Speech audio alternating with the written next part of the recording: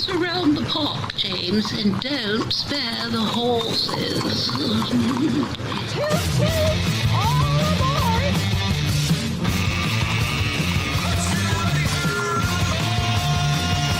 It's showtime.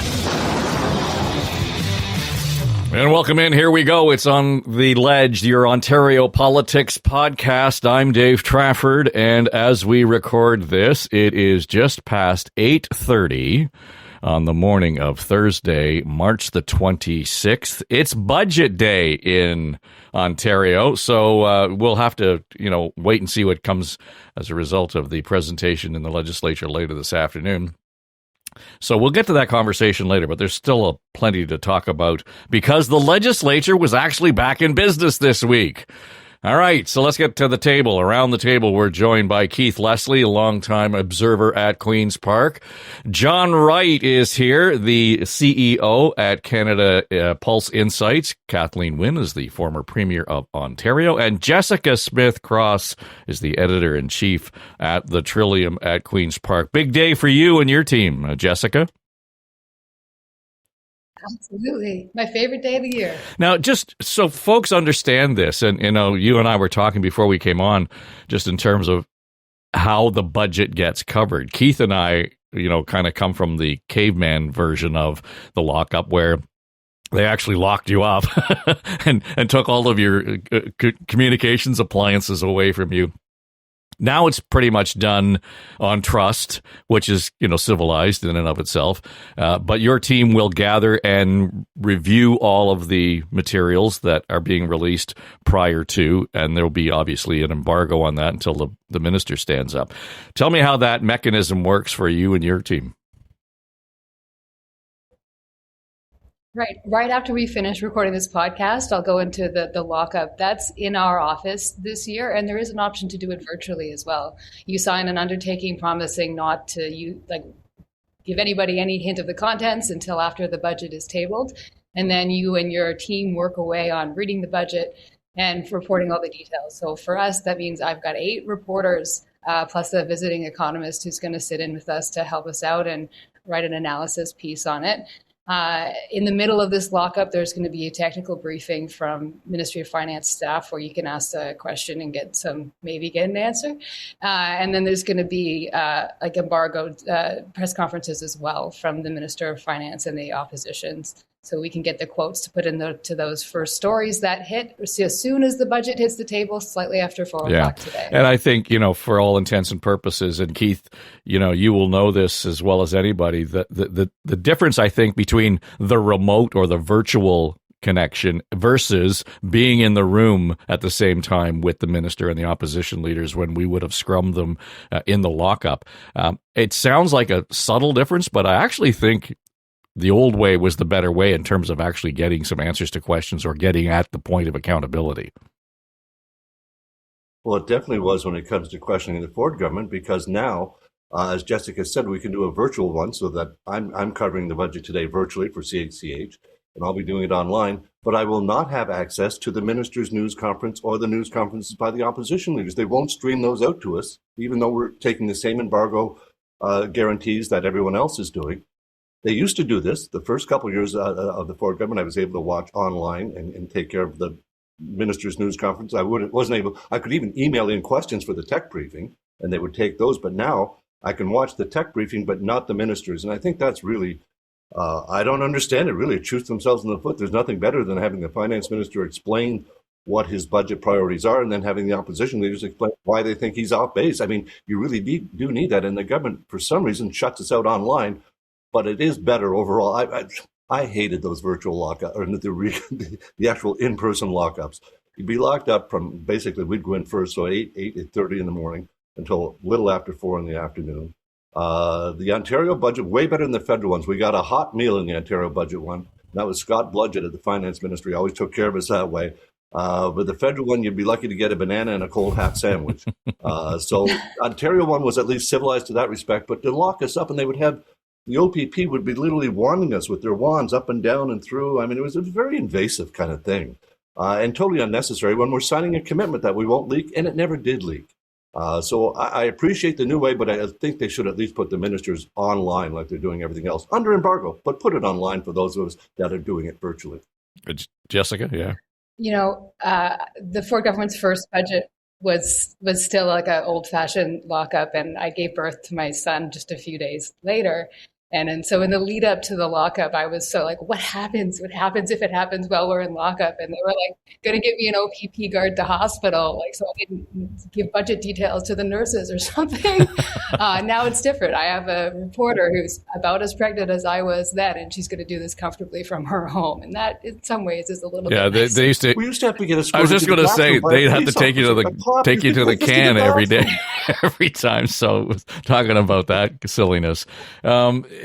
Kathleen Wynne, in your experience, though, when we look at the way the budget rolls out, and to Keith's point, there was a time when, budget leaks, and I use that word advisedly now, were a big deal. I mean, remember the day that the budget was leaked on Parliament Hill back in the late 80s. I think it was Doug Small at Global News was standing there in front of the cameras reading the budget.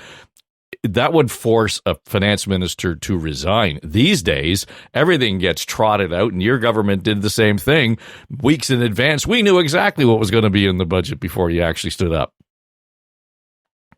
Well, the government, that was my experience in government, was trying to socialize the ideas that were going to be in the budget and get some traction on individual ideas, because you never know on budget day what the issue is going to be, and there will be one issue that the press will latch onto. So I remember I guess it was our first budget when Dalton was premier.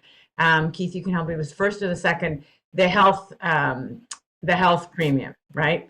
And that was all that anybody was going to talk about. There was no other subject, right? So the point of trying to get some of the other things in the consciousness of the public, that's why stuff is rolled out. So I guess with this budget, with Ford, we can expect a whole lot of buildings to be in the budget, because that's what he's been talking about.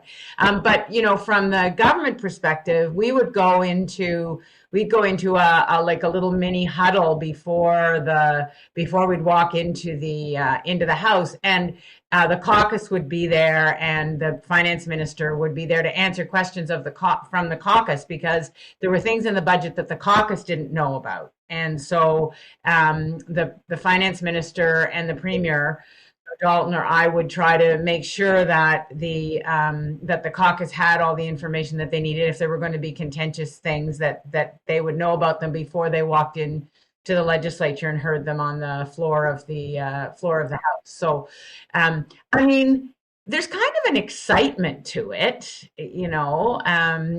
Jessica, when you say it's the best day of the year, there is still some ceremony to it, and there are always things in the budget that people don't expect, and there will be all sorts of people on the floor of the legislature who will be there, and when you look out at the crowd and see who's there, that can give you an indication of what's good in the budget, and some of the things that are bad, because the opposition will have invited people, but that crowd tells a story as well in terms of what's going to be in the John, are the budgets as significant these days as they were in days past? Because again, I think that a lot of the stuff that comes out of the budget's already baked into the operation of the government. It's baked into market reactions. All of those sorts of things are kind of part of the ecosystem already. I don't think that they're as impactful as they were.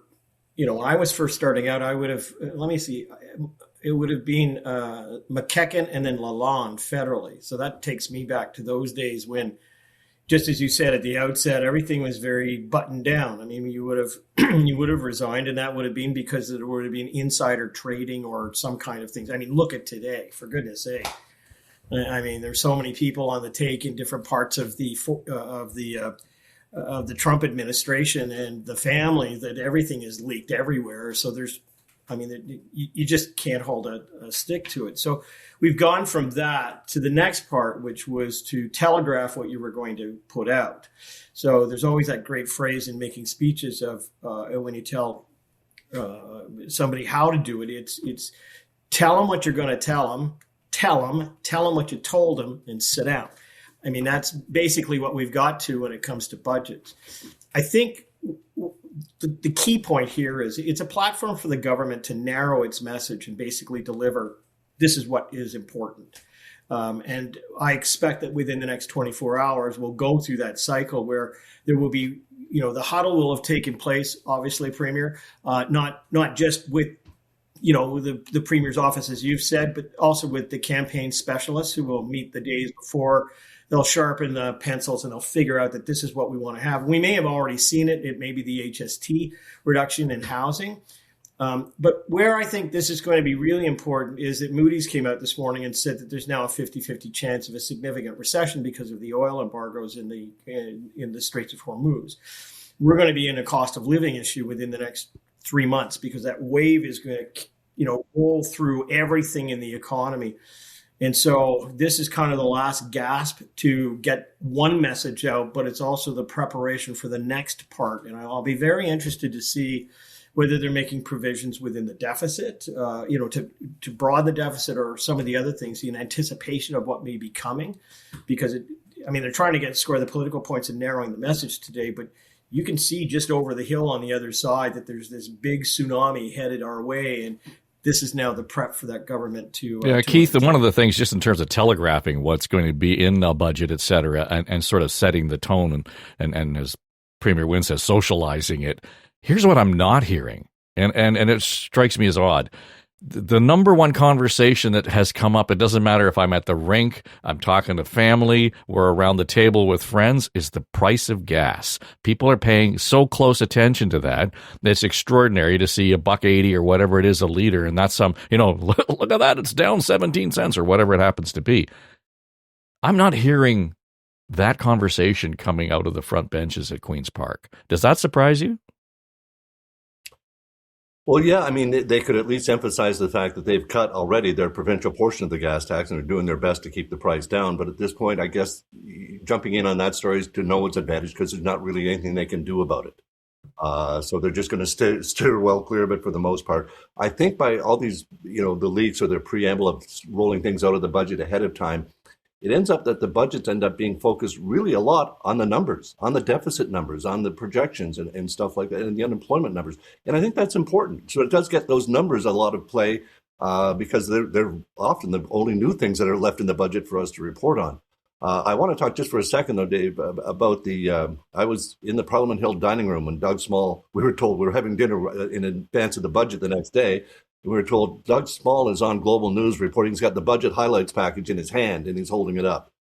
So we all went running back to our offices across the street from Parliament Hill, it's Canadian Press. And sure enough, and poor Doug Small, this is how bad Global was in those days. This is we got back in time to see 2 minutes to 7 o'clock. And he said, and we'll be back at 11 o'clock with the details because they then went to the Love Boat. See, the Global couldn't stay live. They didn't have the ability to stay live at that time. And what the minister didn't resign. No. I'm pretty sure it was Paul Martin. He delivered the budget that night. We ended up getting back to our hotel rooms at 3:34 in the morning because the budget was delivered that late at night. So it was a really interesting time. But it normally would have forced resignation. Previous times, I remember in an Ontario budget, a Globe and Mail reporter went in the dumpster and got the Xerox ink backward copies and got the budget leaked that way. That caused the minister to resign. But Doug Small, despite his great reporting that night, it did not cause the minister to resign. Two things I remember. I was the only one working in the CKOC newsroom that night. So I was on my own. And of course, pagers and stuff didn't matter. You couldn't call anybody in. But if I recall, there was also a hockey game on that got a playoff game that got, interrupted. And the CBC caught fire because Peter Mansbridge was on, or whoever that might have been Knowlton, I guess, as opposed to Hockey Night in Canada. So that was the big stir around the budget leak.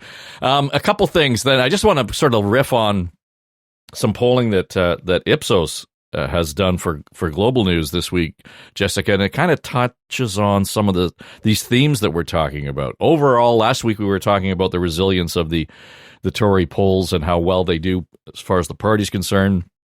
Premier a bit underwater, but still surviving. But it was interesting to see how when we start to break down individual areas where, is Ontario being protected by this government, they're in the low to mid 30s on so many of the issues that we're talking about. And I begin to wonder, whether or not that really is going to set the sail for the next 12 months for this legislature in terms of what is the future of this government looking like, because they seem to be vulnerable on a lot of high-level kitchen table conversations.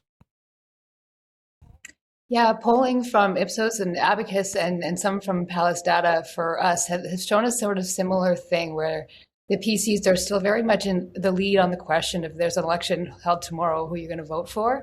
But when people are asked other questions, they're showing some weaknesses there. So we did a poll with Palace recently that looked at like what is the reason that you are saying you will vote PC in the next election, separating it from I believe in their values and I want them to lead, to being like, well, I just feel like they're the best, so there's no really other option right now, a kind of a meh response, which is there, which makes it for a really interesting political dynamic right now. The Liberals don't have their permanent leader yet. The NDP has a federal counterpart who's not doing so hot, and it's volatile, and you can sense that maybe things could happen. And my sense is that the government feels this as well. We've seen a lot more advertising from the PCs and doing some things that it feels like are an effort to shore up that maybe the underlying shakiness that those polls. Yeah, Johnny.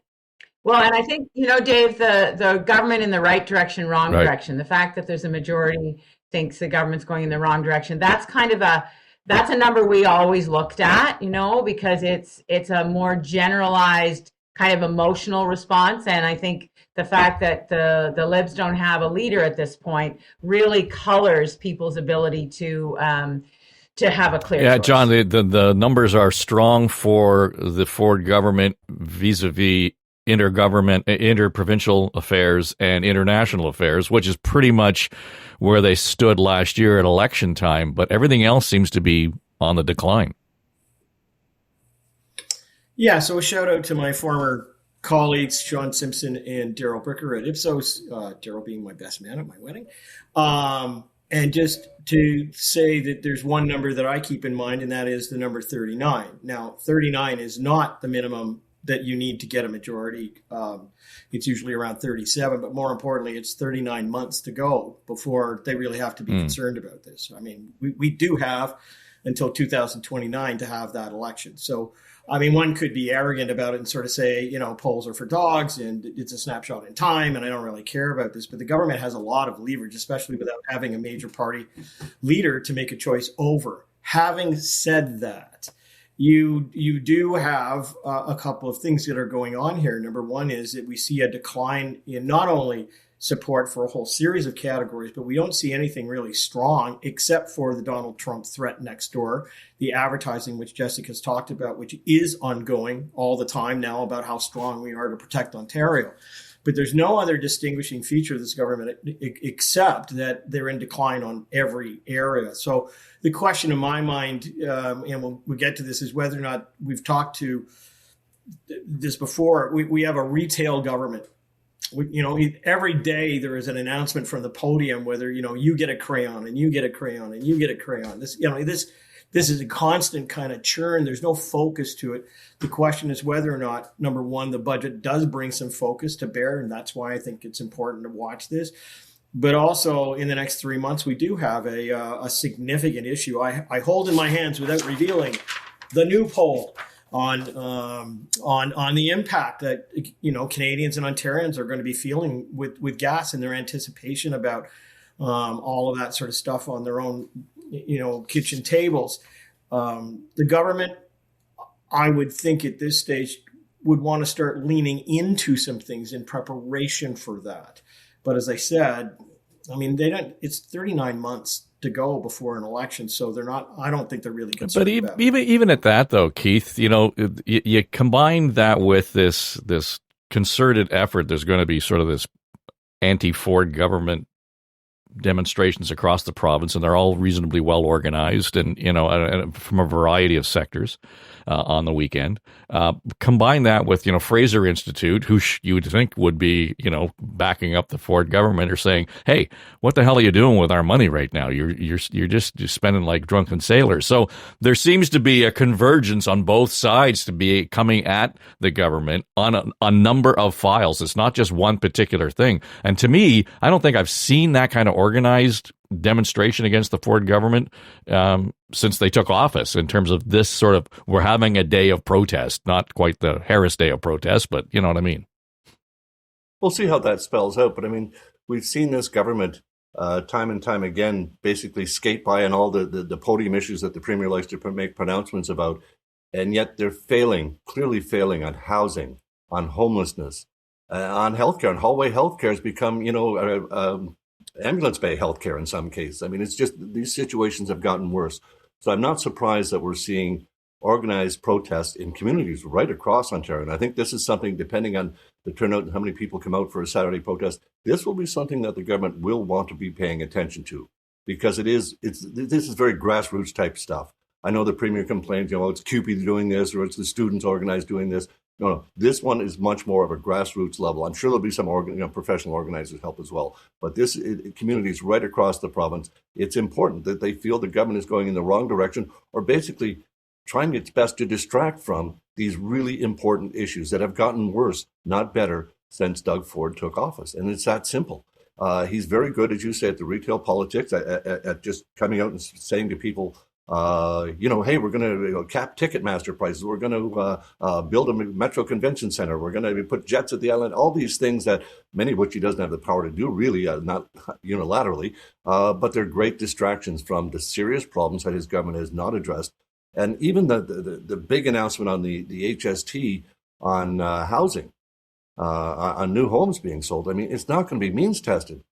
So an elderly couple, empty nesters, retirees in Forest Hill can sell their house for $3 or $4 million and buy $1 million condo and get a $130,000 rebate.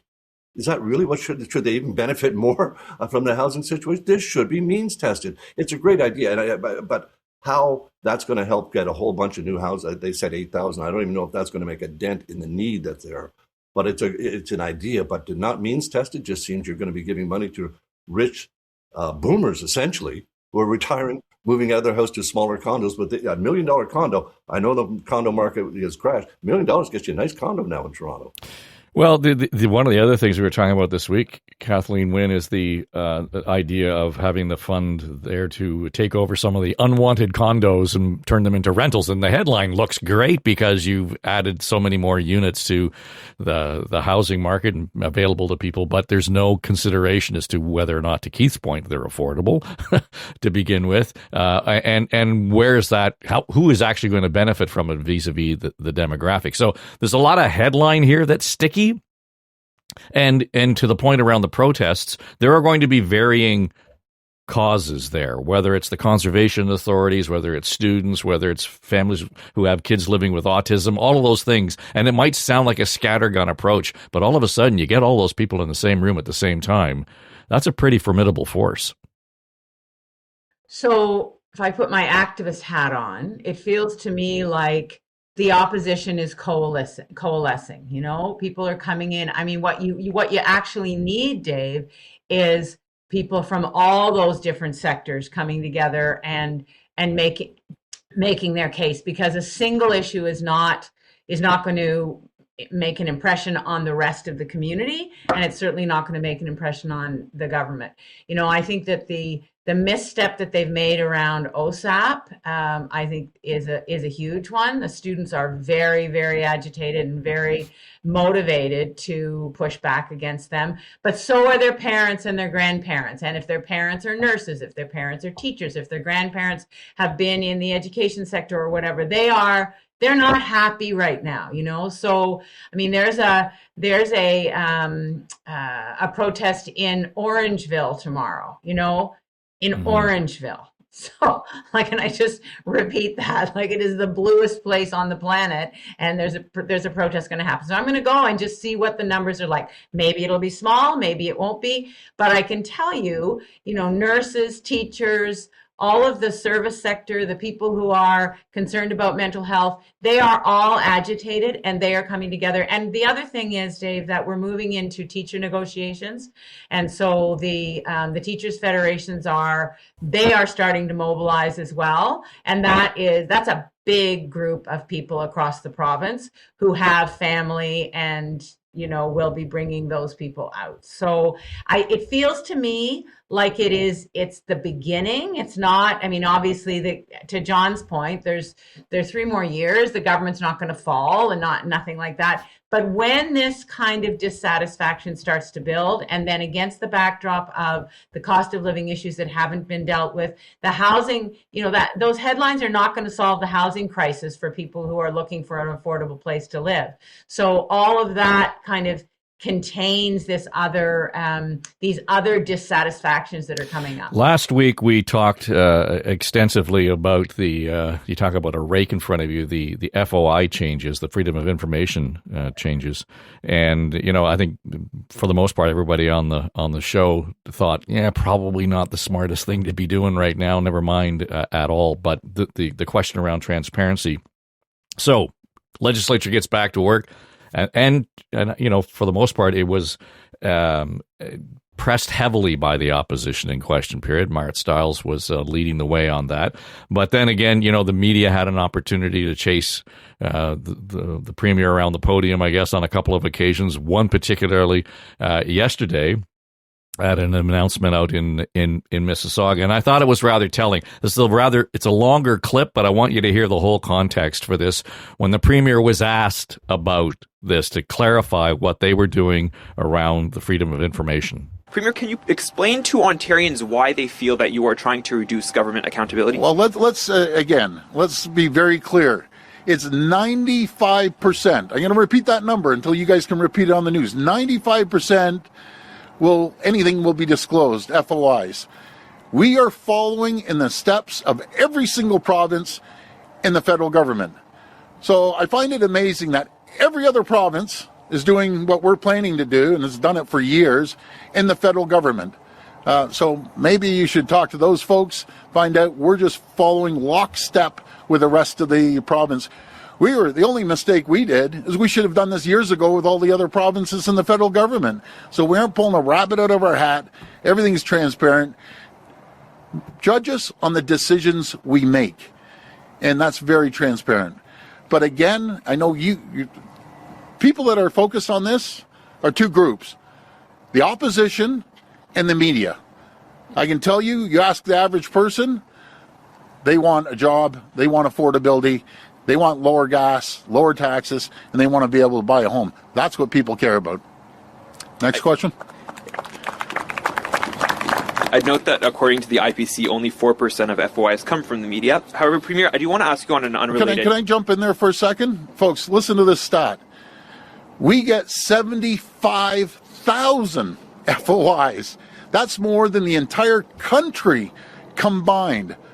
Something's wrong with that. We have full-time staff getting paid a lot of money, not only in the bureaucracy, but also in our office. All they do is do FOIs.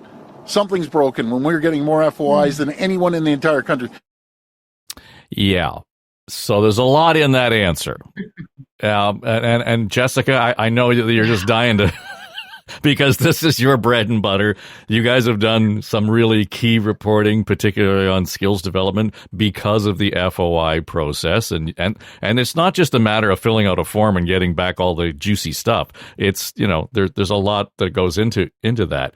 I'll let you take it wherever you want, but we went from him saying we're getting in line with everybody in the country to us having so much it costs us more than anybody else in the country, and now it's an economic thing. We're going to save money by not having FOI, if I translated that correctly. Anyway, that's my take. Yeah, there is a lot there. I'll take on some of it. The last thing he said about the 75,000 requests is actually not correct. That's not just the provincial government. That's also every single municipality in Ontario. So that was a bit wrong. But maybe also not. Yeah, it's more like 28,000, I think. But there are full-time staff who have to deal with these requests. Now, there are a lot of different types of requests out there, like people who are involved in business and law do them routinely for certain like real estate issues. MMAH is the biggest ministry because that's a normal thing. He's really conflating the issue between the really like sensitive political requests, which is what he's changing, and the vast number of requests that happen. So those sensitive political requests, the ones that are from media and opposition parties, are the ones they're targeting with these changes. And when he says that he's following the rest of the country, that's not accurate either. Our Information and Privacy Commissioner came out with a really helpful chart yesterday that showed how Ontario's changes, in her opinion, what they've described, would be actually more exempt the government more than any other jurisdiction.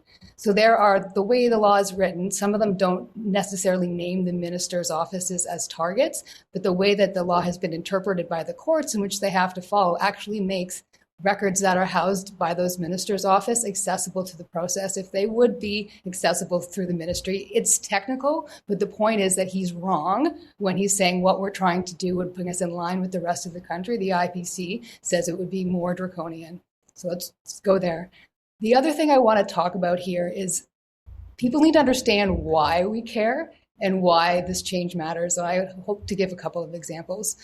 Folks have heard about Global's request for the Premier's cell phone records, wanting some information about the government business he's been conducting on it. That's one we're talking about all the time. That request would certainly be affected by it, but it's not just that. Everyone knows about the Greenbelt scandal. There's another ongoing court dispute. The guy who was the chief of staff for the housing minister during the Greenbelt scandal is in divisional court trying to fight an order for the Information and Privacy Commissioner not to turn over Greenbelt records that he did in his personal Gmail account about Greenbelt government business, that he shouldn't have to turn those over. I'm not a lawyer, but I suspect that this law, if it goes through, will make that go away. So we're talking about the real accountability stuff that people really do care about. When the Greenbelt issue was on fire, people cared. When we report about the Skills Development Fund, people care. I have a Greenbelt request that is supposed to be days away from being fulfilled that I have been fighting for since 2023. And if this goes through before I get those records, it looks like I won't get them. And it's all about who was meeting who, having these investment opportunity meetings around land around the Greenbelt at that time. And I swear people do care about that. We use this routinely to do stuff like get the ministers or the premier's schedules to find out who they're meeting with so we know where we should be focusing our investigative reporting. We have to do that because they don't release them proactively. And because in this province, lobbyists don't have to say who they're meeting with. In the federal level, if a lobbyist meets with an official, they have to say what meeting they had, and journalists can take it from there. They don't do that in Ontario. It's blind to us. Okay, my point is clear. This is one of those things where this change affects me and my work as a journalist, and it's unusual for me because usually I don't take a stand, but in this one, we have no choice. This affects the work that we do, and it's targeted directly at us. The Premier's comments have been directly at us. At one press conference, he accused us of wanting to publish the private health information of people we disagree with, which is insane. I would absolutely never do that. And nor would the FOI process ever allow us to do that. But I'd never do that as a moral thing. And rant. No, that context is really important because, you know, that's not what's in there. I mean, the Premier wanting us to repeat the 95%. Well, you've just contextualized that for us, and it's important that we do that from that perspective. But Kathleen, the other side of this is, you know, all through this conversation now, it's an ad hominem, criticism of the Privacy Commissioner. Well, you know, the decisions were, defeated. I wouldn't really put much stock on what she has to say anyway. And really, that's the defense now. I mean, I think I'm going to repeat myself from last week. This is clearly, to me, and I've been the subject of FOI requests that have been uncomfortable. Trust me, I mean, there's no, Keith's smiling because the whole discussion of the gas plant, folks, like it went on and on. It went on through into my term right through until 2018. And that information was available because of FOI requests that were made. I went through a whole thing about a nomination in Sudbury that, was the result of NDP FOI requests. Did I love that? No, but it is the price of being in public office that you are scrutinized, and it is the price of democracy. Those people who are working in the bureaucracy to pull together information, that is their job, and it is the job of government to translate what's going on and expose what's going on to the public. That is what it's about, and I just think that this is it's so wrong. It's also so short-sighted, because the Conservatives will not be in government forever. And they will be, if they do this, they will be railing about the lack of transparency if the government that comes in doesn't change these rules.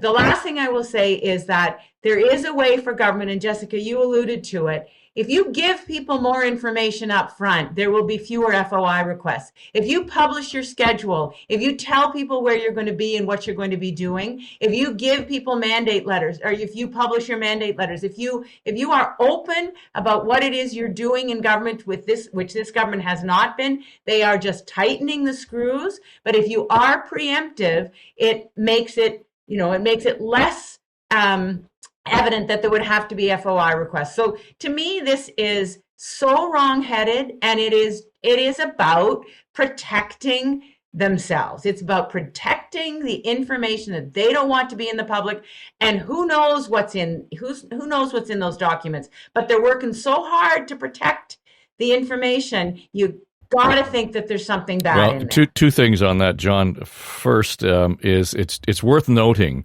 that in years past, the mayor of the city of Toronto would have published on a daily basis where the mayor was going to be. There was a schedule out there. That stopped when Rob Ford became mayor. I'm just saying. And we all screamed and yelled about it, and they didn't do anything about it. So now, you had to kind of hunt around. But the other part of this is, and it was an interesting take on the phone aspect of it. If not just the premier, but every member of cabinet, every staffer is allowed to use their personal phones for business, this raises the specter of cybersecurity threats, because what happens to that phone when you leave government? What happens to that phone when you swap the SIM card out? There's no control over it. Right now, at most companies, it's pretty well nailed down in terms of how you can use your phone, where you can use your phone, because of the cybersecurity questions and issues. If we have no accountability around that, if we don't even know what's being used for, or where that phone is going, that in and of itself creates a gap that this is supposed to fill. It just starts to eat on itself. Yeah, I guess there are significantly contrary things that can be true at the same time. So on the one hand, yes, we can talk about the erosion of access of information, the democracy deficit, all of those issues can be true. But the premier can also be true and say that, the vast majority of people in this province really don't care about this issue because they care about things on their kitchen table. It's not going to. So my response to this from a polling and political point of view is simply this, that it's not going to be agenda deciding, but it certainly is going to be character deciding, because it will, in fact, show up when you want to define, the type of government that you are opposing, so that voters have a way in and can make some choices. I'd also say that, times have changed. You don't publish a whole lot of stuff. The prime minister may be in Toronto on Friday evening for a fundraiser somewhere. Hasn't been announced anywhere. Won't be announced anywhere until almost the last minute because of what we're dealing with in a threat environment. So, things change. I go back to this. I'm not passing judgment on the FOI. Okay, so I'm not here to be inside the shoes of someone who says it's a bad thing for democracy. I'm just saying from a political point of view, where I think this all ends up is where Jessica alluded to, and that is, you have courts that are going to weigh in on this. You really are deferring now to a legal process that, in fact, you're going to appeal and say, wait, we do get access to this, and it's going to work its way through the system. It's not going to be immediate. It's going to weigh all the way up to the top. It may even go to the Supreme Court unless they say, nope, we'll side with the lower courts. But yeah, we're into an environment where people are restricted. Everything that Jessica said is absolutely true. In fact, we alluded to it last week. You know, it is a much more restrictive province than anybody else has out there. But from a strict politics point of view, it's not going to dominate today. It'll dominate maybe 3 and a bit years from now, and more important in a character assessment. And also it's going to be another element of our legislative process, meaning the courts, who will probably have to weigh in on this. Mm. Yeah, I mean, Keith, the premier made that pivot right in his answer. You know, the real thing people are worried about is and infrastructure and all of those things. And he's right to John's point. You know, that's what is eye level. But again, to John's point, two things can be true at the same time. Absolutely. The premier's right. People's focus is not immediately on FOI. It's on the groceries. It's on the gas rate, all that sort of stuff. But it doesn't mean that they can't be concerned about something. And I want to pick up on one of the great points that Jessica made, which was who is the premier meeting with? Who are the cabinet ministers meeting with? And we don't always know that. This is what we need to know. And it's, you know, is he meeting with the president of 7-Eleven just before they put booze in those stores? Is he meeting with Elon Musk? Is he, like, seriously, we need to know who he's meeting with, who's input. He says just you judge us on our decisions, they'll always be public. Well, of course your decisions are public, but we need to know what went into those decisions. What made you think locking down schools was a good idea? There's probably some justification. Who got to you with those recommendations? This is the kind of stuff we really, really need to know. In the words of the great Aretha Franklin, who's zooming who? We need to know who's actually doing this here. And it's crucial because they can hide that and just, well, here's our final decision. There's going to be booze in the 7-Eleven stores. Really? Why? Oh, turns out he met 3 months before that with that. You know, these are the kind of things that you find out through FOI, let alone the work that Jessica's outfit, the Trillium, has done on the Skills Development Fund and showing that, you know, the money's just going out to Tory insiders, Tory donors, Tory favorites. And the people that rated high on the Skills Development Fund applicants, they didn't get the money. And as for the cost, the premier railing on about the cost of having full-time staff doing FOI. Well, that's part of the democracy. That's just the way it works. But also, Jessica, I remember the Trillium was fundraising a short time ago to get, is it $12,000 was the latest bill you were hit with for FOI and the Skills Development Fund?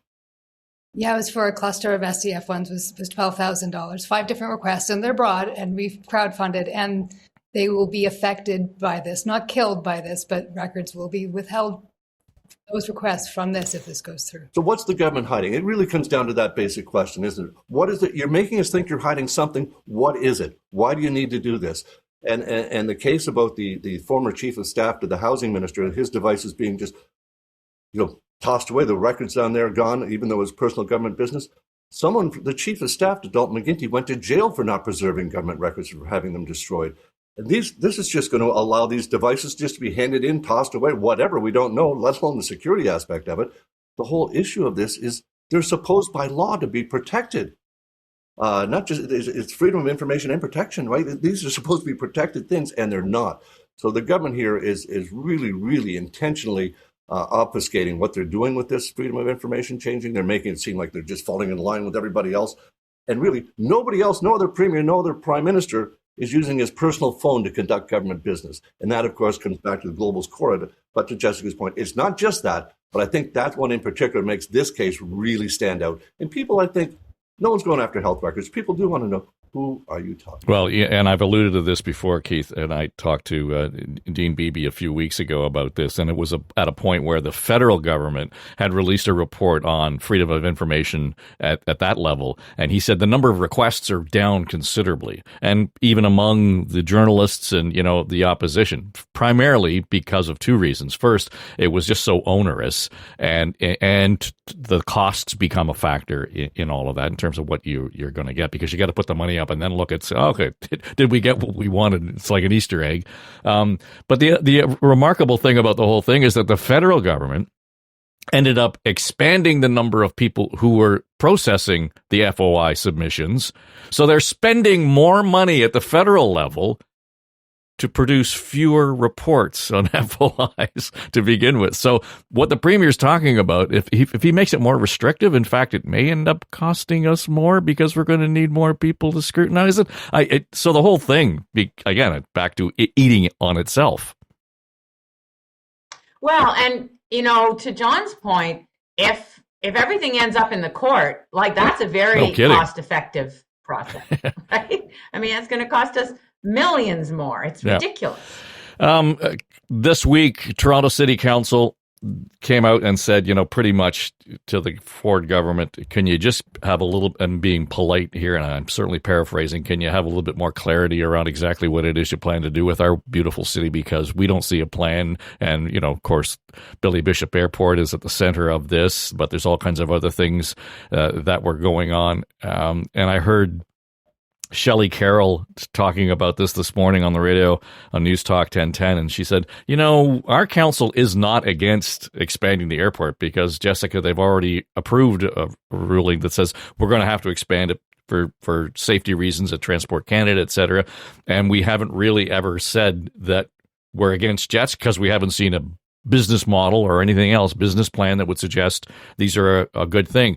But there is no plan. And that this kind of goes back to some of the other stuff we've been talking about. There's a lot of headline stuff here, but for everything that the Premier has said about expropriating the island and taking over the airport, again, that's as far as this has gone. There is no plan, unless you know otherwise. No, we are not in on a plan, and it's not clear how this all came together. We're hearing about the expropriation of the airport. The Premier was asked a question about why they're going to apply Bill 5, this law that will allow the government to waive any provincial or municipal regulations and laws around the redevelopment, but we don't know for what reason they would need to do that exactly, or what kind of environmental studies will be done. At the same time, we're also hearing about how this may affect the giant development of residential buildings in the Portlands, and that may have a huge impact, and it's not clear how that's going to go through. And then there's this convention center that may be built, that exhibition place, or maybe on an infill in the water, in the lake. And it's just, and there's a tunnel under the 401. There's just a lot going on we want to remake the city of Toronto that I don't know if there is an underlying plan around it all that has been thought through. At least it doesn't come across that there has been grand, big, bold plans that would change this city, but it's not clear how carefully that they've been thought through. Yeah, well, and we can go around in circles on whether or not the airport is a good idea or a bad idea. But Kathleen Wynne, the thing that struck me when the announcement came out was that they're invoking Bill 5, and this group, almost a year ago sat down and said, oh my God, Bill 5 is going to catch fire in the First Nations communities and there's going to be protests across the province. And only a few weeks ago, he said they didn't need Bill 5 to get, agreements on the Ring of Fire. So they've managed to stick handle to some degree the diplomacy and the negotiations and the consultations with some First Nations, but they can't seem to get around that and talk to the people of Toronto. Well, Dave, I wouldn't jump too quickly to they've managed to get agreements with. I mean, yes, they're going to build a road. There are a couple of First Nations that have agreed to build a road. In terms of the next steps and processors and so on, I don't know how far they've gotten, but that's another conversation. And I mean, I know the road piece, there was already an agreement, Dave. In 2018, there was already an agreement with 3 First Nations to start to build that road. So anyway, in terms of Bill 5 and the airport and all of this stuff, I just don't know where he's going. I don't know where he's going with this. And that's the lack of a plan. And I heard Shelley this morning as well. I mean, I think City Council is just saying, whoa, we have been elected to run the city, and that seems to be taken out of our hands. The Premier said today in his conversation in his remarks about Bonnie Crombie and running again in Mississauga that he doesn't get involved in municipal elections. Well, he sure gets involved in municipal everything else, from shrinking the size of council to determining what the infrastructure is going to look like. I mean, I think that he is a bit transfixed with the city of Toronto for whatever reason, and that is very obvious from the kind of barrage of stuff that has come out of him from the podium. It'll be interesting to see, Dave, what's in the budget in terms of the whole province as opposed to just the city of Toronto. My guess is there will be, there'll be more conversation about outside of Toronto, because he's talking to the media market in Toronto when he's doing this stuff at the podium, right? So I think that it is incoherent. I think that there is not a plan. And to me, that's further evidence that he's kind of grasping now. I mean, yes, his polls are fine, and John will tell me that people don't care about this stuff, but my political instinct is that this guy doesn't really know what he's doing right now, and people are calling him on it. City council, which is not a unified body by any stretch, is saying, wait a minute, this is not okay.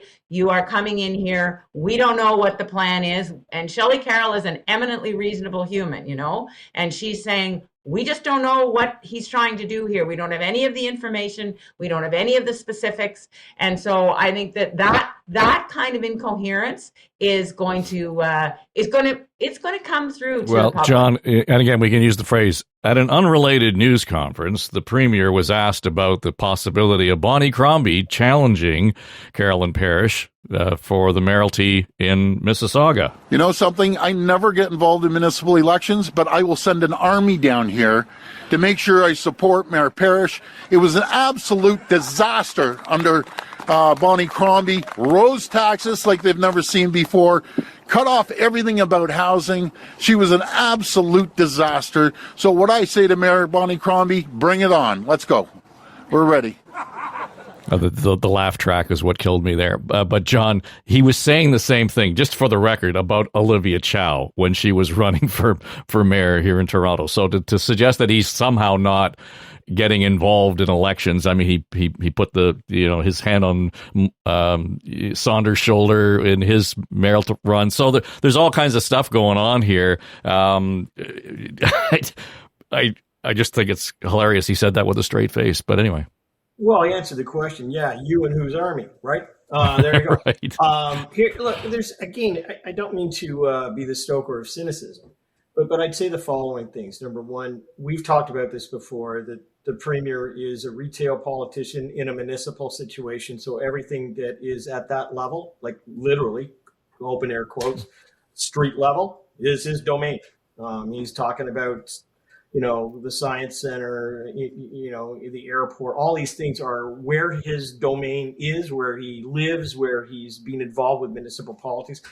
So this is the animal within the zoo that runs everything. So yeah, it doesn't surprise me that he's doing that. The second thing is the pure politics of it. You're looking at Toronto, which last time I checked is not exactly progressive conservative blue. I mean, you can rile up an entire city that's painted red and orange, and it's kind of like, yeah, whatever. You can. The other thing that is interesting, though, to me was we were at our 23-year-old son still plays hockey. He's got a full-time job, so it was the beer league, and so we were sitting in the stands last night watching one of his playoff games for the beer league, and there were a group of people behind us who were 22 and 23 years of age. And I know you could say, well, it's your demographic and who you hang out with. What struck my wife and I were the conversations that those young people were having were not the kind that you would expect. They were about the island airport. It was spontaneous. They were about gas prices. They were about stuff that what they knew about the Ford government and what's going on is it had infiltrated that group of people, which I thought, to your point, Premier, was interesting because it's those spontaneous eruptions now are starting to give these kind of decisions momentum. And I think we talked about this a year ago, that each one of these decisions the Premier makes is a ballot question. It's just decides on who's going to use it. So that's a third thing, is that he, in making these announcements, whether it be about Carolyn Parrish and Bonnie Crombie, but more importantly, the island airport, he has handed somebody in Toronto a ballot question for the mayoralty. Like, I mean, there you go. So he could make a silent pact that's kind of like, okay, Olivia, if you want to run on that ballot question and win Toronto, I'll let you do it so that you get back in power and we can still have a good relationship. But he's creating mini ballot questions all over the place. And I know we're way away from an election, but these are the things where you get grassroots coalitions. These are the things where, not just in the city of Toronto, start to characterize the government and what's going on. So again, I don't think this is really a short-term issue, but it's going to start to show up in the constituencies of people who oppose each of these things coming together to form a solid block and platform. And that means in the absence of a political leader for a party, this is going to suddenly spontaneously get momentum. So that's kind of where I end up at this thing. I was really struck by that. I will, as an anecdote, say that Josh popped his knee about back in 2019, which required some significant hospital work. But we went to a hospital ward last night because he popped it during the game. He's done. He's finished now for the season. So we spent 7 hours in there. And we had every test done. We were in and out in 7 hours with a knee thing. And that was at Sunnybrook, which is one of the most important, places in Toronto where you have all these ambulances going in and out and people on stretchers, stuff like that.